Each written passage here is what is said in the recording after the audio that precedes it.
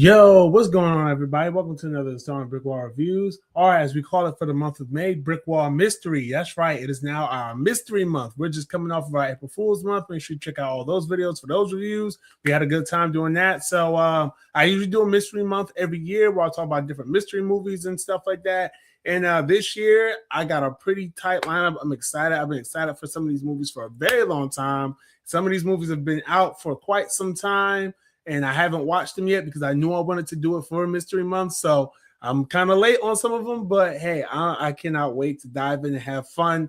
And to kick it off, I thought that I would do something really cool that because this year I'm also celebrating our 20 and 26 series, which means any movie that came out 20 years ago in the year 2006, if I'm able to find it and if I have an interest in it, I'm going to review it. Thus far, I've gotten some pretty good films: High School Musical, what's another one? I had Scary Movie 4. Scary Movie 4, Date Movie, and a couple others. It's not coming to me at the top of my head, but a couple others that were really fun, and I can't wait to get into more. But right now, I'm going to be starting and kicking off BrickWall Mystery with one of my favorite animated comedy family movie. Name any genre that this movie can fit in, and it's one of my favorites of that genre. I'm talking about the 2006 animated comedy Hoodwinked.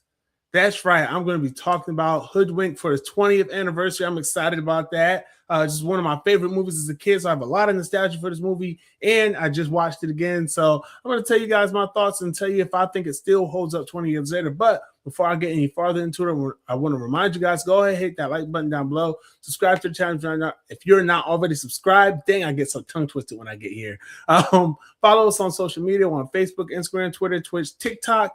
And for those of you who don't know, I will be showing up. I will be doing a panel, rather, at the Capital City Anime Fest in Trenton, New Jersey, June 6th at 4 o'clock. I hope to see you guys out there. We're doing a lot of planning for this. It's going to be exciting. We're going to be out there at an actual legitimate convention, doing a panel. It's going to be fun, man. I hope to see you guys there. We're also going to be live streaming it as well. So, tune in. Or like I said, if you're in the Trenton, New Jersey area, come out, support your boys, say what's up. It's going to mean the world to me. I'm so excited for that. So, getting into the review. So, Hoodwinked, this is a mystery comedy, mystery, and also musical movie about pretty much gives you a different perspective on the entire Little Red Riding Hood story, right? So we all know Little Red Riding Hood. She goes to deliver the basket to her grandma, and it's the big bad wolf, and it's like, oh, what big eyes you have, what big teeth you have, oh, better eat you with, and all that good stuff, right? But this movie says, oh, no, that's not what happened. That things didn't happen just the way that it says it did. So it actually turns out that the events in this movie, they're all different. So you have Red Riding Hood, played by Anne Hathaway, Grandma Puckett, who's the granny, played by Glenn Close. Then you have the Big Bad Wolf, played by Patrick Warburton. And real quick, this movie has to be one of the reasons that a lot of kids, a lot of people my age know who Patrick Warburton was. Okay, there's the Big Bad Wolf, there's Kronk, and of course, there's Joe Swanson on Family Guy. Peter, that's my best Joe Swanson. Don't judge me. So we have I said the Big Bad Wolf and the Axeman, the Woodsman, who I forgot who played him. I don't have the information from me either. But in the Woodsman, I'm gonna do my due diligence. I'll look it up. Give me 1 second. Y'all, my phone on charge. Usually I would have that information up, so don't judge me. We do these reviews live, by the way, so if if you enjoy this, it's just nice what we do. The voice of the Woodsman in this. And this movie did celebrate its 20th anniversary back in January as well. But like I said, I saved it for this review. And a couple other things. Well, I'll find this name though. A couple other things about this film. It wasn't like one of the things that people really noticed about this film rather that stands out is the animation. The character design, the animation, it's like really strange looking. A lot of people joke it's got a little bit of nightmare fuel in it, but yeah, it's not. But it's for as uncanny as it looks, I do believe that that's what really made this movie stick out to me and really just embed itself in my memory, because not only was it a poorly animated film, anyone can admit that, because the movie was made on like a really small budget, $8 million budget. And you know, when I'm saying these stars here that's in the movie, Anne Hathaway, Glenn Close, Jim Belushi is the one who played the woodsman. You got Patrick Warburton, Anthony Anderson, David Ogden Steers, Exhibit, Chaz Palminteri, and Andy Dick in this. So Andy Dick in this, that's hilarious. But yeah, but just off of a couple of names alone, just like, you know, and in 2006, nonetheless, Anne Hathaway had to be at one of her peaks. Glenn Close was still is a very notable name. Anthony Anderson was, you know, he was there. He was, you know, and then of course, like out of the blue, you get Exhibit and Andy Dick. I don't know what, you know, but the budget was small, is what I'm getting at. The budget was small, and a lot of what works about this movie is in fact actually it is the voice actors. It is the talent behind the film. Not to mention the writing and the direction on this is really good for a comedy. Like Corey Edwards is the director of this, and his comedic sense and his comedic timing, or however they put this story together, is masterful. Like I've gotten so many good laughs off of this film throughout the years. It's honestly one of my favorite animated movies. Like I said earlier, it's one of my favorite animated movies to watch. But and like I say, also just with a mystery. So what I was saying earlier, now you got these four characters who are in the Red Riding lore. You know, the woodsman, Red Riding herself, the wolf, and the granny.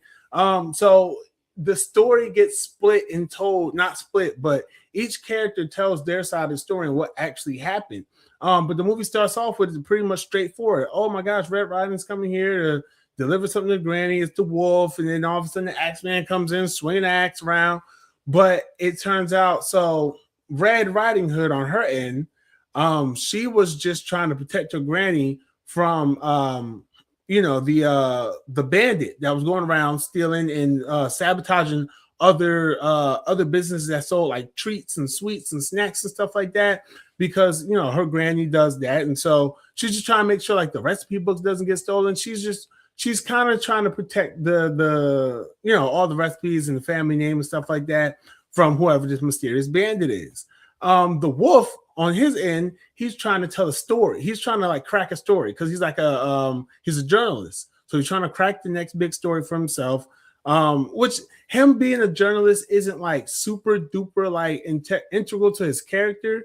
It's more so, I don't know. Like I said, like this movie really works because of the voice performances. It has to, and I'll touch back on that in a second. But I don't think the wolf would have been as memorable. I felt like I stuttered that word. Memorable and and just fun to watch without the performance of Patrick Warburton. Then the granny, she's like a triple X agent, not like the sexual way. The movie, the Vin Diesel movie that the 3 X's on there, and he was like the secret agent and stuff like that. If y'all are too young to know what that is, please, thank you for watching, but go to bed. Okay, it's late at the time when it's recorded. It is late. Go to bed. But yeah, triple X movies, they're like movies with Vin Diesel, and then they had the one with Ice Cube in it. Go check those out. But that her character is like a parody of that, because she has like the triple G, so she's a triple G instead of a triple X. Again, not to be confused with anything naughty, but so she had the triple G's on her neck, so she's like a thrill-seeking secret agent like Granny or something like that. And then the woodsman, he's just a struggling actor. He's excited about getting a call back, and that's kind of what leads. He sells schnitzel. He even has one of the creepiest animators. And like that part, well, that's what I'm saying. Like when the animation stuff like that, how it's so bad that sometimes a little bit of nightmare fuel. The schnitzel portion, the schnitzel, your favorite food, is for me and good for you. Yes, and I do know a lot of the songs from here. Okay, y'all getting a lot of musicals from me lately, and I don't like that. Y'all should be happy. But Yeah, so that part right there, it has like some of the creepiest animation. Like everybody's just so creepy. Like the woodsman himself is just a weird looking character. His eyes just always like, so he's like,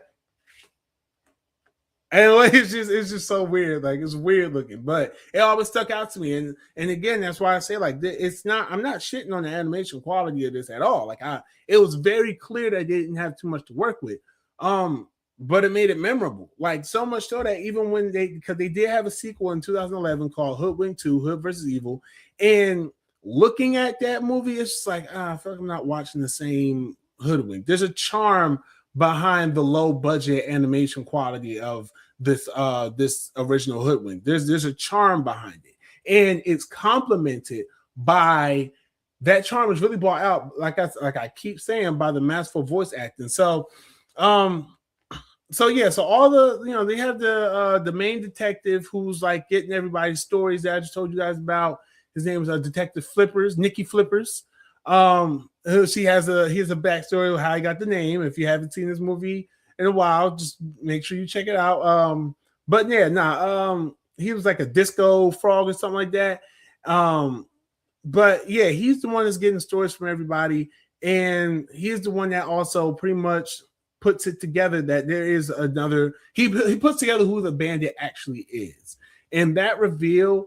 Even now, watching it, and knowing what was going on, knowing who the bandit was, knowing what the reveal was, it was still fun to get to that point, and it was still like a damn, he got them the whole time. Because what the movie does, and I like that it does this throughout the movie. This is one of the reasons I love. This is one of the reasons I love watching mystery movies, is because when you go back and you watch it, you can see how certain things, like when they do the reveals and stuff at the end, you can kind of go and look and see how certain things were happening in the background, but you weren't paying attention to it because you didn't know to pay attention to certain things until they do the reveal at the end of the mystery movie. That's why I love it's my complicated way of saying that, but that's why I love mystery movies so much. And I think Hoodwinked was one of the first mystery movies. One of the first movies that really had that mystery aspect to it, that when I went back and watched it, like there's a part where Red Riding Hood, good Lord, that's a tongue twister. Red Riding Hood, when she gets pushed out of like this trolley, and air trolley, I forgot what they call it, but it's like it goes in the air, it's in the air. But so she gets pushed out of there, or she falls out of there, and when she's falling, you see the bunny make like this evil face. Like at first she's like, no, and then he like gets like this real angry looking face. But the first time I watched that movie, I did not see that. And it's like when I went and watched it the second time and I looked at the rabbit and I seen that he made, because they go and reveal the rabbit was the one that pushed her out of the thing. But when you first see it, it's just the door just opens. But he opened the emergency hatch, and that's when she fell out. And he was trying to get the recipe book that was inside the basket. So he missed, he grabbed for it, and you can see him grabbing for it and everything in the original shot. You can see him grabbing for it, but then when you see like the reveals happening, you see that you really see him grabbing for it, and then you kind of see like this look on his face, like damn. And you even get that in the original scene when she falls out of the thing, and he's just got like this angry look on his face. And I didn't notice that till the second time I watched it. I was like, wow. And then even with the part on the mountain, which has my favorite, oh my God, my favorite thing that exists in any animated movie. One of my favorite things to exist is in this movie with the damn goat. If you've seen Hoodwinked, you know what I'm talking about when I say the goat. Be prepared, be prepared. This lesson must be shared. Like that's, oh my gosh, that's my dude, yo. I love that song. I love that moment. He's one of my favorite characters in that movie. Had me cracking up. So, but and I'll spare y'all the Be Prepared song because that's my shit. All right. And it was something else he did beforehand. He's like, my horse, or something like that. He said, you came to the right guy, or some shit like that. Like he really turned up in the song. But yeah, so this is a part where Red and the goat are coming out like this mining cave, and they're on like the cart and the tracks and stuff like that. And they go and they go off track, like because the track got blown up. So they go fly off the track. And when they're going through the air, if you look, no, matter of fact, night is before that. When they're actually on the track and they're moving through the track, if you look, you can see the wolf and the squirrel passing through at the same time. And then when they do the wolf story, you very much more clearly see it because it's a background thing that happens. We already know that happened. So it's like they don't shy away from showing it. You get what I'm saying? So it's like the first time when you go through Red's store and everything, you see her go, but if you look off to the side when when her cart is going down the hill, if you look to the side, you see like a blue blur go by. So you're like, initially you don't pay attention to that. But then by the time you get to the wolf story and the wolf is on that same location as Red Riding Hood is, yeah, you see Red Riding Hood in the background, like, oh, snap, Red Riding Hood was in the background right there. So then you go back and watch Red Riding Hood's part, and then that's when you know to look to see, like, did he really cross under there? And lo and behold, you see him cross under there. Again, that's my thing that I love about certain movies, but mainly it happens a lot in mystery movies. Like when you have to go back and put how this thing was happening at this time that contributed to these things. You have like this the go back and spot it type of thing, right? I know I kind of went all off track with that, but so and all that, but all that's to say, like even with the woodsman, you see Red Riding Hood ride by in the back, or you see her in the beginning, she rides by the woodsman. So it's just like you see these different things, Granny being on the phone, you see what she was really doing and how those things affect. Like it's one part where Red Riding Hood is in the air with the cart and she's about to fall, and Granny goes, "Use the hood, Red." But you think like it's just like an angelic vision of something, right? But no, Granny was really flying over there because she just got done with her mission at the same time. So it's very interesting. I love how the movie kind of weaves everything together.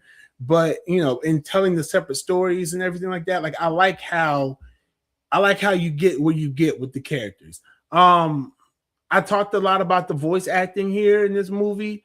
It's like I said, it's really good. It's really, really good. It's what makes a lot of the film. It's the dialogue delivery. Yeah, I couldn't see this movie being voiced by anybody else. I couldn't see any other cast in this movie.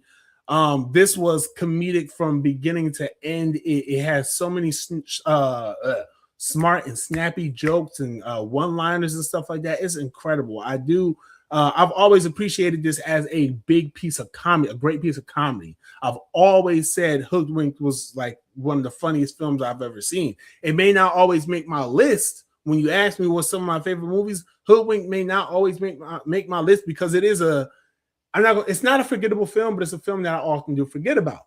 And that's not a bad thing. Again, this came out 20 years ago. So like, but anytime I see Hoodwinked come up, anytime I go to think about it, I still quote the be prepared thing. I definitely still, it's probably to go, did I? Did I do? Like I walk around and say, did I do? Like I'll do that. Like, but yeah, no, this movie's incredible, man. Not incredible. This movie's really, really good. I do enjoy it. Watching it as an adult 20 years later, like as a kid, my rating for this film, and matter of fact, let me tell you what critics actually, now I can get into the rating because there's not much more else I can say about the film. I mean, if you haven't seen it, check it out. It's now streaming on Tubi for free on Tubi. Hey, shout out Tubi. So critically, it's got 46% on Rotten Tomatoes, 6.5 out of 10 on IMDb. Wasn't the highest received by people, but like even my mom hated this film, but I loved it. I think this is honestly a very clever film. A lot of the jokes do still hold up. A lot of the dialogue bits hold up. Like just everything about this film still does hold up. And for some reason, the animation quality just still doesn't look. I mean, yeah, it looks bad, but it's just like it looked bad for 2006. It looks bad for 2026, but it very much contributes to the charm of the film. Again, like you could tell there was a lot of love, care put into this movie. You could tell the people who made this really wanted to make this and really wanted to make it the best that they could, and it shows. And they did just that. That said, my rating back 20 years ago probably would have been about a good solid. It would have been about 5 stars back then. Now I give it about 4.8. Give it 4.8. It's still good. I still enjoy it. I still like it. You know what? Nah, fuck that. I was trying to be like mature about it. But I gotta say, I give Hoodwinked 5 stars. Like, animation aside, the movie holds up perfectly well. I still laugh at all the same things. The jokes are still as fresh. The dialogue is just as fresh. There's things that because I hadn't seen the movie in so long, there's things that I caught that I didn't catch before. It's just it's good. It holds up. 20 years later, Hoodwinked is a movie for me that holds up. So I am going to give it 5 stars just based off the simple fact that it holds up. And it's still a fun watch. So yeah, that's it. That's all I have to say for you guys. Check out Hoodwinked on Tubi. That's all my thoughts I have on this. If you enjoyed this review, make sure you hit that like button down below. Subscribe to the channel if you are not already subscribed. Follow us on social media. We're on Facebook, Instagram, Twitter, Twitch, TikTok, all that good stuff. And remember, I will be at the Capital C Anime Fest on June 6th, 4 p.m. I'm holding the panel there. Me, B, and we got a couple guests coming out. It's going to be a fun time. We're going to be doing some anime rankings and stuff like that. So definitely make sure you guys tap in. We also will be live streaming as well. So if you can't make it to the area, it's just not in the area, then don't worry. You'll be able to watch it. Hopefully that all runs smoothly and everything, but we're looking forward to it. But I'm gonna go ahead and get out of you guys' hair. Thank you all for tuning in. Until next time, y'all, be easy, stay breezy, stay tuned for more. Join this BrickWall Mystery Month. Peace.